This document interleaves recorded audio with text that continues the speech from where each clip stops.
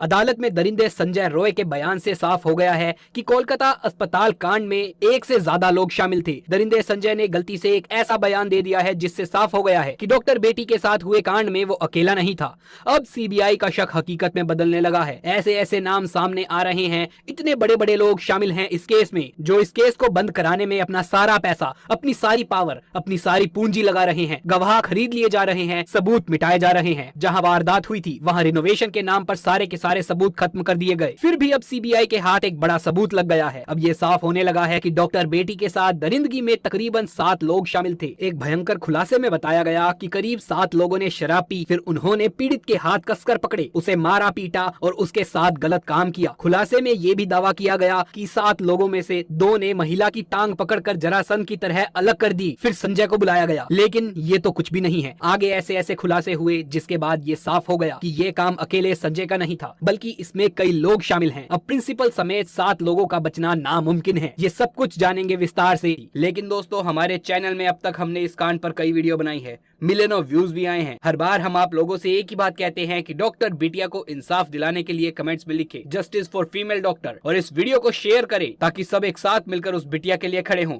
लेकिन आप करते क्या हैं, बस वीडियो देखते हैं और आगे चल पड़ते हैं। देखिए, हम ये सब अपने लिए नहीं कर रहे हैं, उस बिटिया के लिए कर रहे हैं। हमें आपके कमेंट से कुछ नहीं मिलेगा, लेकिन उस बिटिया के साथ जो हुआ है वो और किसी के साथ हो उससे पहले आप दिखा दीजिए कि हम सब एक हैं और अन्याय के खिलाफ हम मिलकर खड़े हैं। तो कमेंट बॉक्स में जरूर लिखिए जस्टिस फॉर फीमेल डॉक्टर। दोस्तों, अदालत में दरिंदे संजय ने वो कबूल कर लिया है जिसके इंतजार में पूरा भारत मुंह लटकाए खड़ा था। पूरे भारत को ये पता था कि ये काम एक बंदे का नहीं है। ये संदेह अब हकीकत में बदलते हुए दिख रहा है। इस बलात्कार कांड में कोई एक नहीं बल्कि तकरीबन 7 लोग शामिल हैं और सब कुछ पूरे तरीके से प्लान्ड है। इसी कारण से सीबीआई फुल एक्शन में आ गई है और कोलकाता के डॉक्टर बेटी केस में 7 आरोपियों का पॉलीग्राफ टेस्ट शुरू हो गया है। उधर सीबीआई के अनुसार बिना दरवाजे वाले सेमिनार हॉल में डॉक्टर बेटी के साथ जो हुआ, उस बिटिया की चीख किसी को सुनाई क्यों नहीं दी। अब सीबीआई ये जानने की कोशिश कर रही है कि अपराध को बिना किसी बाधा के कैसे अंजाम दिया गया। क्या कोई व्यक्ति हॉल के बाहर निगरानी कर रहा था? सीबीआई ये भी देख रही है कि सेमिनार हॉल से कोई चीख या फिर शोर क्यों नहीं सुनाई दिया बाहर किसी को।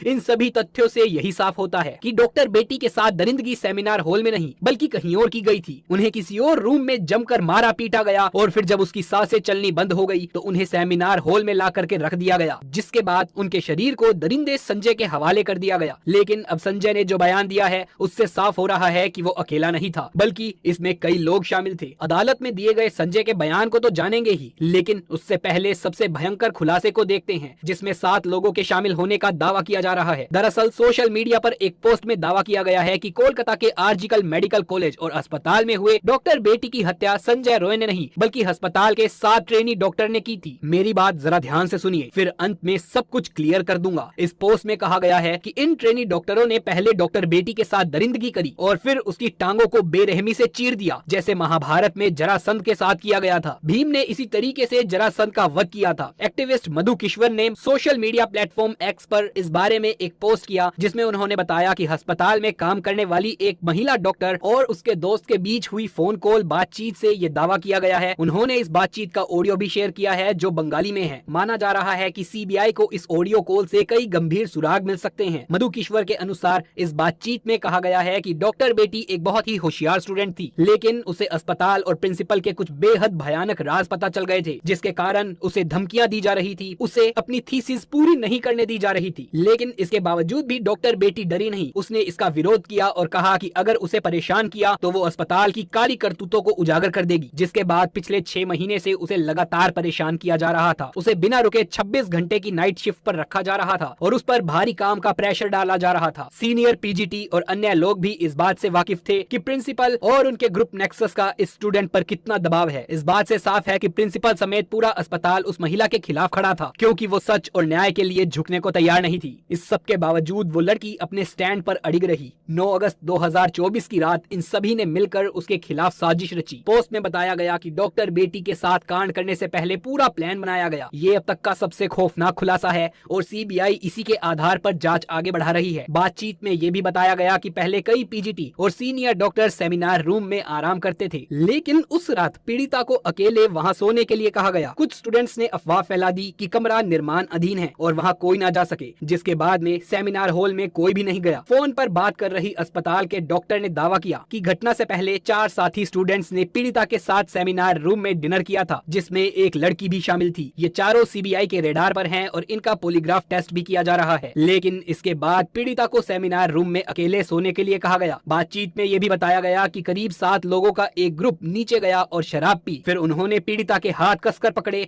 उसे मारा पीटा और उसके साथ दरिंदगी की। इस वारदात में एक महिला इंटर्न ने भी मदद की। खुलासे में ये भी दावा किया गया है कि उसमें से 2 ने पीड़िता के पैर पकड़कर जरासंध की तरह अलग कर दिए, जिससे उसकी पेल्विक की हड्डियां टूट गई। उन्होंने उसकी कॉलर बोन को भी तोड़ दिया और फिर उसे उल्टा लेटाकर उसके ऊपर जूतों से रौंदा। फिर उसके सिर को इतने बुरे तरीके से कुचला गया कि उसकी खोपड़ी फट गई। इस तरह से 9 अगस्त की देर रात कोलकाता के आरजीकर मेडिकल कॉलेज में डॉक्टर बेटी के साथ दरिंदगी की गई। देखिए, अगर ये सभी बातें सच हैं, तो फिर सीबीआई को इन 7 लोगों के खिलाफ सबूत जरूर मिलेंगे और संजय के साथ इन 7 को भी कड़ी से कड़ी सजा मिलेगी। इसके बाद जब ये सभी लोग वारदात को अंजाम देकर सीढ़ियों से नीचे उतर रहे थे, तो संजय रॉय को देखा, जो ग्रुप डी के दूसरे कर्मचारियों के साथ शराब पी रहा था। इन डॉक्टरों ने संजय से कहा कि सेमिनार रूम में जाओ, वहाँ तुम्हारे लिए एक लड़की है। इसके बाद संजय ने डॉक्टर बेटी को अर्धनग्न पड़ा हुआ पाया और उसके साथ गलत काम किया, ताकि उसका लिक्विड भी उन 7 मर्दों के लिक्विड के साथ में डॉक्टर बेटी के शरीर में चला जाए। सुबह उस बिटिया का अर्धनग्न शरीर मिला। इसके बाद देश भर में डॉक्टरों ने विरोध प्रदर्शन किया। ये ट्वीट सीबीआई की जांच में काफी महत्वपूर्ण होने वाला है। माना जा रहा है सीबीआई ने भी 7 लोगों को रेडार पर लिया हुआ है। कोलकाता के इस केस में 7 आरोपियों का पॉलीग्राफ टेस्ट शुरू हो गया है। मुख्य आरोपी संजय रॉय का टेस्ट जेल में ही हो रहा है। इसके अलावा सीबीआई ने आरजीकर मेडिकल कॉलेज के पूर्व प्रिंसिपल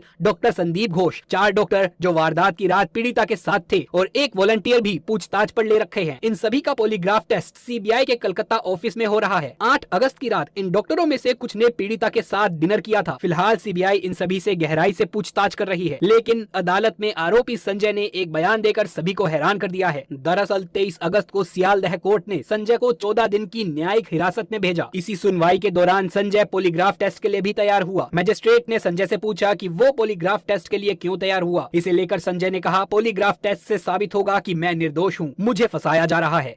संजय के इस बयान ने बवाल खड़ा कर दिया है, क्योंकि वो खुद को निर्दोष बता रहा है। इसका मतलब साफ है कि इस कांड में कई लोग शामिल हैं। इसी कारण सीबीआई फुल एक्शन मोड में आ चुकी है। सीबीआई का मकसद इन कर्मचारियों के बयान को जांचना है, क्योंकि सीबीआई बाकी मेडिकल रिपोर्ट्स जैसे कि पीड़िता के शरीर से लिए गए बाकी सबूतों को सीधे तौर पर घटना से जोड़ने में नाकाम रही है। दोस्तों, आपको बता दें कि पुलिस इन्वेस्टिगेशन के दौरान जो कुछ भी सबूत छुपाए जा सकते थे, मिटाए जा सकते थे, वो सब किया गया। बड़े बड़े लोग, बड़े पैसे वाले लोगों ने इस केस को दबाने की खूब कोशिश करी, लेकिन जब से ये केस सीबीआई के हाथ आया है, तब से उनके भी पसीने छूट गए हैं। मगर सीबीआई को कुछ सबूत हाथ नहीं लग रहे, क्योंकि उन्हें पहले ही मिटा दिया गया। अब सीबीआई जानना चाहती है कि क्या इन चारों डॉक्टरों ने सबूतों के साथ कोई छेड़छाड़ की थी, या फिर ये किसी बड़े षड्यंत्र का हिस्सा थे, क्योंकि पोस्टमार्टम रिपोर्ट इधर उधर करने में प्रिंसिपल समेत ये सभी लोग बेहद माहिर थे। इसी कारण से सीबीआई इस घटना को कई एंगल से जांच कर रही है। आरजीकर अस्पताल के पूर्व प्रिंसिपल संदीप घोष से लगातार पूछताछ की जा रही है, लेकिन वो बार बार अपने बयान बदल रहे हैं। इससे ये साफ होता जा रहा है कि कांड में उसका बड़ा हाथ है। उसके घर पर भी रेड की जा रही है, लेकिन सवाल यही निकल कर आता है कि कौन है इस पूरे केस के पीछे जो इन सबको बचा रहा है। कौन है वो पावरफुल लोग जिनका नाम सामने नहीं आ रहा है और वो अंदर ही अंदर इन सबको बचा रहे हैं। इस केस में सीसीटीवी फुटेज की गहराई से जांच की जा रही है। अस्पताल के सेमिनार हॉल के दरवाजे की चिटकनी कुछ दिनों से टूटी हुई थी और ये बात सबको पता थी। इसी कारण जब डॉक्टर रात 2 से 3 बजे के बीच में हॉल में गई तो दरवाजा बंद नहीं कर पाए, लेकिन फिर भी किसी को कुछ पता नहीं चला कि अंदर क्या